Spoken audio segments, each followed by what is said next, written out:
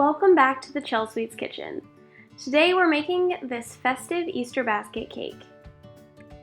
So this cake is made with coconut cake layers and also with a coconut flavored buttercream. The full recipe for the entire thing is up on chelsweets.com. I wanted to stick to a very pastel color palette, so I decided to frost the cake with a light yellow, light pink, and light purple buttercream. To get these shades, I added the tiniest drop of royal purple, deep pink, and yellow AmeriColor gel food coloring. Once the layers were stacked, I used a serrated knife to very carefully trim the cake into a tapered shape. I then applied a thin crumb coat using an offset spatula to spread, and then a bench scraper and an acetate sheet to smooth. Once the crumb coat was fully chilled and nice and firm to the touch, I used a Wilton 47 tip to pipe on the basket weave pattern. So I started with my vertical lines and then I made my short horizontal stitches. So as you're making your stitches, it's important that you leave enough space so that they can be interwoven together. So you want to spread them out the width of your frosting tip.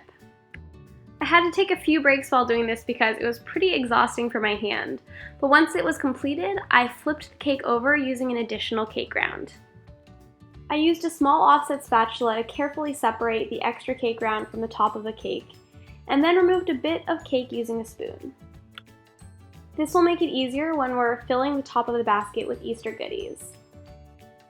Using a piping bag, I piped a border around the top of the cake to be the edge of the Easter basket. Next, I used a little bit of green buttercream and a Wilton 233 tip to pipe some grass around the edge of the basket. Using some of the leftover buttercream from the filling of the cake and a small French tip, I piped some little flowers around the cake. I also used a Wilton 102 tip to pipe some tiny buttercream roses. I piped them on a flower nail and then used some scissors to carefully place them on top of the cake. Next, I used an adorable sprinkle blend from Neon Yolk Shop to fill in the center of my Easter basket. Then I added the piece de resistance, the chocolate bunny.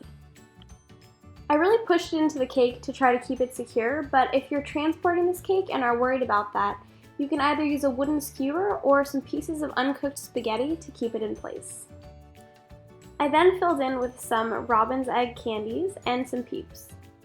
This next step is optional, but for me, I really can't picture an Easter basket without a handle. So I used some white fondant. I like to use the Satin Ice brand, and I rolled it out into a uniformed long cord that was about 3/4 of a centimeter thick. I then took a thick piece of wire that I bent into the shape of the Easter basket handle, and I carefully wrapped the fondant cord around this. So as I wrapped the different pieces, I pressed them together to make sure that they really were fully covering the wire and that they were sticking together and keeping their shape. Be sure that you leave at least 1 inch of the wire exposed on each end of the handle to allow you to stick it into the cake and make sure that it stays in place. It took me about 3 foot-long segments of fondant to cover my wire.